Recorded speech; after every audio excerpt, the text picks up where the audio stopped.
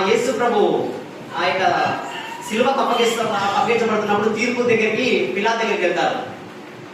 ఇతడు దళితుడా అయితే ఇతడు హేరోదు దగ్గరికి వెళ్ళాలని చెప్తాడు. హేరోదు దగ్గరికి వెళ్తాడు.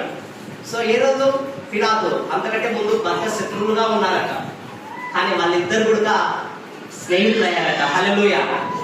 అర్థమవుతుంది చెప్పేది అంటే పిలాతు హేరోదు ఇద్దరు శత్రువులుగా ఉన్నారు, కానీ యేసు యొక్క తీర్పు విషయంలో వారి ఇరువురికి మంచి అండర్స్టాండింగ్ వచ్చింది.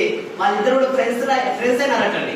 అంటే వాళ్ళిద్దరు శత్రువులుగా ఉన్నారు. మీరు అలా ఉండకూడదు, మీరు నిన్ను పొరుగుని ప్రేమించినటువంటి స్టేట్మెంట్ అద్భుతంగా ఇక్కడ కూడా తెలియపరిచి వారికి ఒక బాధ్యతను దేవుడు తెలియపరిచారు.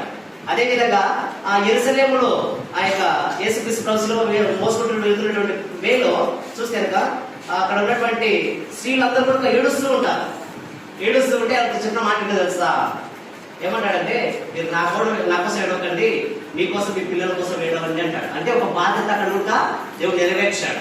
అంటే ఈ రెండు విషయాలు యేసుప్రభు శిలువకు ఎక్కక ముందుకే ఆయన బాధ్యత నెరవేర్చినట్టుగా ఇక్కడ చూస్తాం.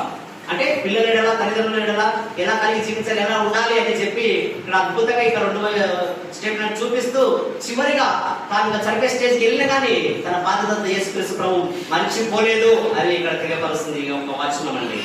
మరి మనం కూడా ఏ దానికి కట్టుబడి ఉన్నామో దాన్ని నెరవేర్చే వరకు మనం కూడా ఆ దేవుడితో చేసుకున్న నిబంధనలు, ఆ ఉడబడికను మనం విడిచిపెట్టకుండా దేవుడి కొరకు ముందుకు వెళ్ళాలని దేవుడు ఇష్టపడుతున్నాం. కనుకనే తల్లిదండ్రులుగా పిల్లల బాధ్యతను, అలాగే పిల్లలుగా తల్లిదండ్రుల బాధ్యతను ఇక్కడ తెలియపరుస్తూ దేవుడు యొక్క మూడో మాటను తెలియపరుస్తూ చూస్తున్నాం. అలాంటి రీతిలో మనం అందరం నడిపించబడుతుంది కాక ఆమేన్.